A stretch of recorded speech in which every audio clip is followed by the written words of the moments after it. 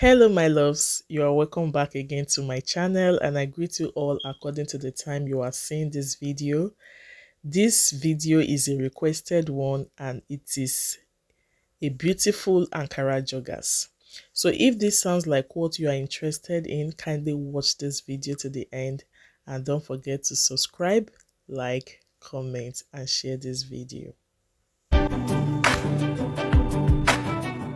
I already have my fabric folded into two on the wrong side with the widest part of my body, which is my hip, and I also confirmed the length of the fabric. So having gotten that, I will just be taking away 2 inches from that top part, just as you can see, and I came down by 8 inches, and that will serve as my hip line. Then I marked 11 inches, that will serve as my crotch line. But because it's joggers and I want it to be very free, I decided to come down by 11.5 inches, and that's why you see that second marking there. I also marked 14 inches, that is my thigh line. So basically we have like the waistline, the hip, the crotch and the thigh. Okay, so on that crotch line you'll be marking your hip measurement divided by 4 right there. In my own case it's about 44, my hip is about 43, 44, so that's about 11 inches. I also marked 11 inches on the hip line and I did again on the waistline. So I got my ruler to connect all the marks. I'll be marking my crotch extension on that crotch extension line. So how do you get your crotch extension? What you do is just to divide your hip measurement divided by 4, you divide it by 4 again, or you just do it simply like this. You just place your tape on that crotch extension line and measure that mark you marked.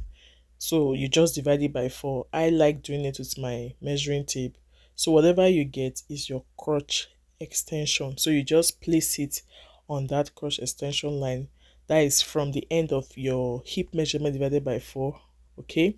So on that mark, you just go up by 1 inch and create your curve from the waistline.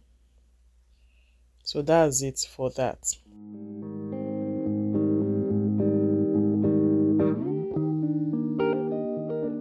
On that crotch line, you take your measurement this way, that is your hip measurement divided by 4 and the crotch extension. So you are going to divide that by 2 and you will mark it all the way down.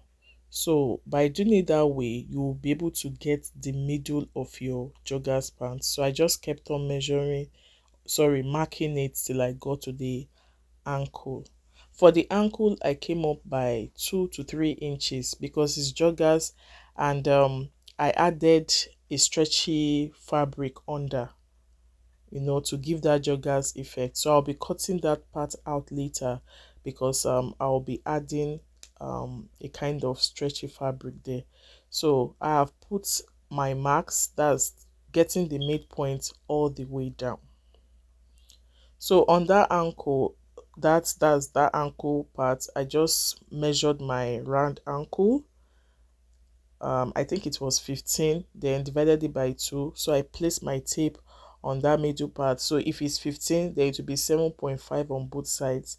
If it is 10, it will be 5 inches on one side and 5 inches on the other side. So that was exactly what I did, and it's now time to connect everything. So note on this, this is the front part of your joggers. You don't need to add allowance. Whatever allowance you have, you add it to the back.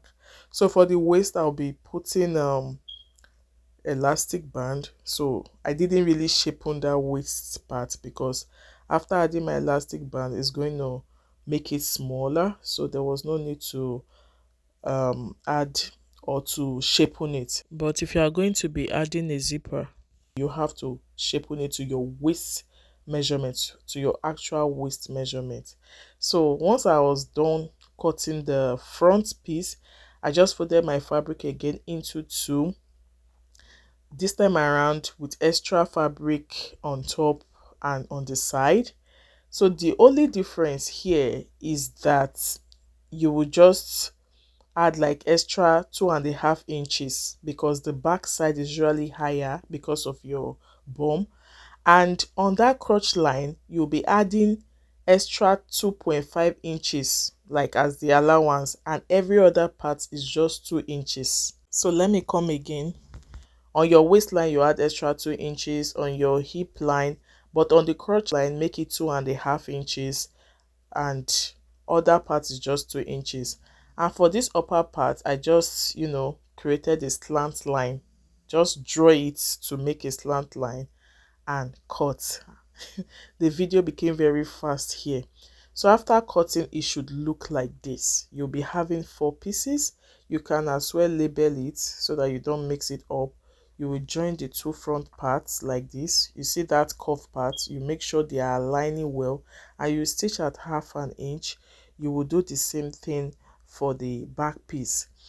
I added pockets to these joggers because yeah, I just added pocket to the joggers. So guys, keep watching to see how I did that. That is, if you don't really know how to attach pockets to your pants or trousers. So I have sewn the back piece. I've also joined the front piece. So now I'll be cutting out the pockets, and all you need is just 4 pieces of fabric. Okay, so I'd already cut out 2. This is the other 2, and the measurements are 8 inches by 9 inches, although you can use any measurement of your choice. So after doing that, I just place my palm on it like this just to create that curve, and I'll just be cutting it out. So after cutting it out, this is the shape you will have. So this is the other 2 pieces I had already cut out. So I'll place the 4 together this way and shaping it well, like let them be equal. And also note how you will place these pieces on your pants.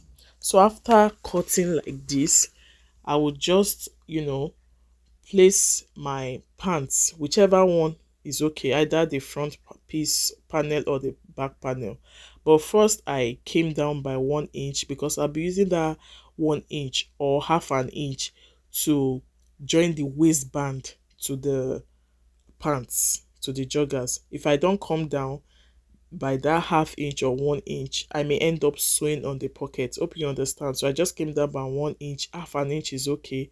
So I placed the one of the pieces like that. I'll also mark 1 inch or 1/2 inch on the other side that way. Then I'll place it like this. Do you see the position? You see the way I placed it? The right side of that piece is facing the right side of the pants, and I did exactly the same on the back piece. So I've joined it and I top stitched. That was what I showed you there. I top stitched so that the pocket will not be puffy when you wear it. So after I did, I just joined the 2 panels together, front and back. I make sure they are aligned. The truth is, the front panel of the trouser or the joggers is smaller, so don't get confused if you see that they are not equal. It's normal. So first of all, you will do the inseam, and thereafter you do the outseam. So this is how it should look. So the next thing now is to work on the waist. I already have my strip, which is about 2.5 inches on fold, yeah, because I'll be using 1/2 inch to stitch it to the joggers. And for the elastic band, is about 2.2 inches wide, and I subtracted 7 inches from my original waist measurement, so that's the length of the elastic you are having there. So first of all, I just created a channel like this. All you have to do is just to fold in about 1/2 inch on the 2 edges and close it this way, and leave about, say, 2 inches where you will pass the elastic through. I use my safety pin to put my elastic into the channel or the casing, and when I got to the end, I just stitched the both ends using zigzag stitch. So this part is interesting, but it requires a patience. Okay, so when you are putting in your elastic, make sure you hold one side with pin so that it doesn't go inside. Then after achieving that, I just, closed it up.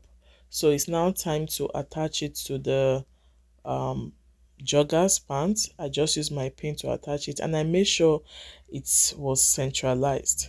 So when I was done doing that, I grabbed this stretchy fabric, because this is what I'll be adding to the hemming part, that's the ankle area. So this fabric is very stretchy, so instead of cutting about 15 inches, which was my round ankle measurement, I subtracted maybe about, say, 5 or 6 inches, because it's quite stretchy. And I just, stitched on one side, closed it and fold it into two.